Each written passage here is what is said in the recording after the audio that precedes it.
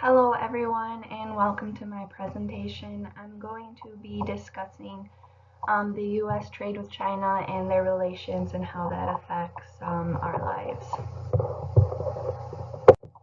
So a little background information before we begin. The US has been trading with China since the 1970s when President Richard Nixon reestablished relations with the PRC after the Cold War and Korean War and all that.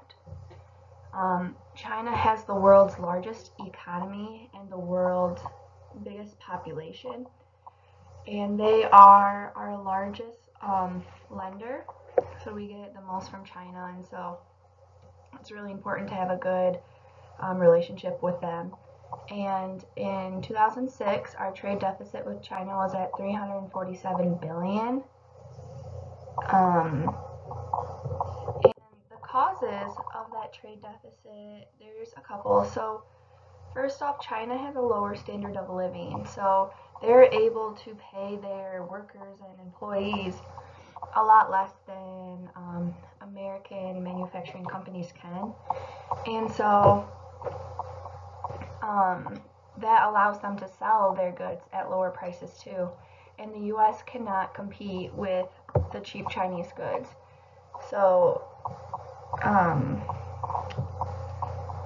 their cost of manufacturing is so low that we are losing manufacturing jobs to them because it's just cheaper to import their goods than to try to make it here in America. And so, made in America consumer goods are way more expensive, and that's not realistic for our economy to keep buying from American made when we can get it way cheaper.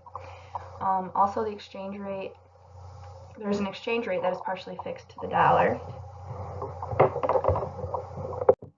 So with this trade deficit, sometimes they do try to use legislation and stuff like that to impose tariffs and other forms of trade protectivism against China to bring jobs back, but usually they're not successful, so it's really unlikely that the trade deficit will ever be erased or narrowed by much. So Trump right now is on his tour of Asia and visiting all those countries, and he stopped with China because when he started running for president, one of his really big slogans was to make the China trade deficit a priority and to try to narrow that. And so that's what he was over there doing. And he was quoted saying that, he believes China's trade is very one-sided and unfair with its trade deals. And China is a very good example of the pros of globalization because they were able to really establish their place in the world and gain its wealth through all these trade deals. Trump was also quoted saying that he doesn't blame China. Who can blame a country for being able to take advantage of another country for the benefit of its citizens? He gives China credit for this.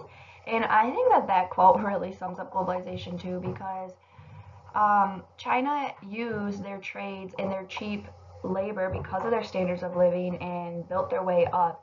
And they're taking advantage of other countries that can't do that because their standard of living is higher. And that's really, I think, a symbol of globalization and what it can do for countries and vice versa. So anyway, yeah, Trump went over there to address unfair trade practices that drive the large trade deficit, and he was successful. They came to some agreements, and hopefully that the new deals and trades will start narrowing that multi-billion-dollar gap. And not only was he going over there for the trade, but because China's such an influential country with trade, and they are, close with North Korea, he really applied pressure to them to really influence North Korea to stop its nuclear pursuits. Um, China's growth through globalization. So, like I said earlier, they have really used their cheap labor and lower standards of living to help them create goods at a really low price that they have been able to export all over the world and thus gain their wealth and their place in the world against, all the other countries. But I think that they're very capitalistic in that they're creating as much as they can, but it's not going and being spread through their people. The money that they get is really staying at the top in the government and in the leaders. And the standard of living in China isn't getting better. They're not putting that money back. And so that's like a big problem that I see with China. But President um, Xi Jinping was quoted saying the Pacific is big enough to accommodate both China and the U.S. And I think that's very important because if they're, if we stop buying from them, we're one of their biggest countries that they export to. So if we stop buying from them, like that will hurt them. So if they stop lending money to us, that's going to hurt them. So it really is all circle and everybody is connected, and that can either help a lot or obviously cause a lot of problems. So hopefully through this, U.S. free trade deals do better, and companies like Samsung and LG who violate the trade deals get prosecuted, and it creates more of a level playing field for American countries, so that American manufacturers, so that they can have a place in the world economy and can start being able to work their ways up and not have to rely on such cheap labor that China's able to create.